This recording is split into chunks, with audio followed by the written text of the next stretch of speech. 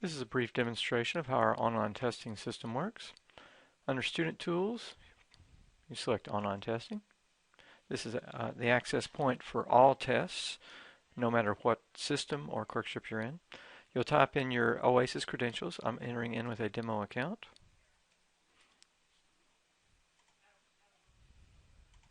You will only see the courses in which you are enrolled listed here, and any opened tests will be shown as with the red here. So I'm going to click on the demo quiz I've set up. It shows us next the screen in which the conditions for the test are described. It tells you the course, the title, how many questions are associated with this test, how many minutes you have to complete the exam, and then it also goes over the general conditions, such as you get one question at a time. You'll be saving the results as you move from one question to the next. You can go back and forth. You can change your answers as many times as you want. You'll see a timer on screen, and you'll be alerted whenever you have 5 minutes and then 1 minute remain. And then you'll get an additional 20 seconds, and the browser will close and save. And if there's a crash or you lose power, lose internet, you can pick up where you left off on another computer. But the time will be elapsing while you're moving from one machine to the other. And then here you'll see any instructions that were added by the instructor. So like in this course, it's an open book test basically, but you're not supposed to ask anyone else. Then you are requested to sign the honor statement. Now, as a condition of that honor statement, you're also not supposed to save any of the results of any of the tests or any of the test questions, nor share any of these test questions with anyone else. So we begin our exam. So you can see the exam questions may have images associated with them. They may have movies. They might have heart sounds and so forth.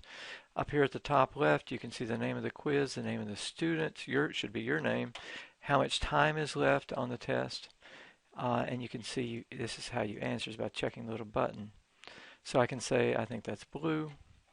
And you'll notice we're on question 1 of 4. I'm going to go to the next question.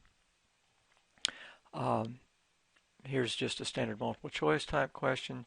If I want, at any time I can click and see the normal lab values. This is always present for you, so you can see what the normal ranges of lab values are. This may be necessary to answer some questions. If I want to flag this question for later review, in other words, I'm not sure about the answer on this, I can flag it and it'll make it easy to find later on. And I can also use a strike through feature. So I say, I don't think it's B, so I just clicked on B, and I don't think it's E, so I'm going to click on E, and but then I think it's C, but I'm still going to flag. I'm going to flag this. Or no, I'm going to change my mind. I'm going to say it's D, and then I'll hit next question, which saves my answers, and I can go through this process until I reach the end. Then I'm going to hit end exam. It says, warning, I've left some questions unanswered. Use the jump to function to review your answers. See how that works. The jump to function shows you the status of all your questions. So you can see I've flagged question 2 and I've not answered question 4. So I'll go to 4. I'll make sure I answer that. And then I'm going to jump to question 2. And I flag that and I say, okay, I'm going to say C. I'm going to change my mind once more. And then as I look through my jump to, I can see I've answered all my questions, and I can end the exam. Okay. Are you sure you want to end it now? I'm going to say okay. Okay. So now at the end of the test, it shows us how much time elapsed while I was doing it.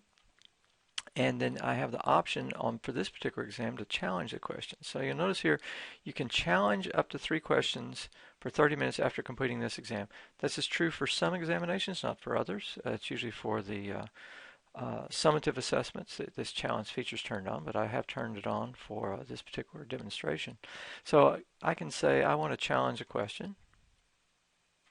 And now it lists out all the questions one at a time, and I can go to the next question and say, well, this is the one I really couldn't decide on, and I think that there's a problem with the wording of this. And so I want to say I want to challenge this question. pops open a window and it says, I do not believe the correct answer was provided due to the, and then I go on in and explain why I think that this is, there's a problem with this particular question. So you need to give some justification for why you're challenging this. Okay, so I'll hit submit, close that window. So on most summative assessments, you're having quite a few questions. You might have 100 questions in an examination. You can challenge a maximum of 3 questions. So let's say that I'm finished now with challenging my questions. I'm going to go back to my home, online exam home, and after I've challenged it, understand and agree. Okay. In this case, I had there was also feedback turned on as a feature for this particular examination. Again, this is a feature that's turned on for some exams and turned off for others, but I'm just demonstrating here how it works. If the feedback feature is turned on and the scoring feature is turned on, you'll be able to see what the final score was. So I didn't do very well in this since I was guessing on all my answers. Didn't get any of them right, but it'll show you each one of the questions, and it'll show you what I answered, and then it will show you the correct answer, and it'll give you some explanation. Okay? So that'll be true for any examination in which the feedback is turned on. So you'll find that some of the quizzes are set up in this way, that they're really more learning exercises, and we give you lots of feedback. In other cases, in summative assessments, you may not have this feature turned on. So the features will vary from assessment to assessment. But that's our brief introduction to how the online testing works. Good luck.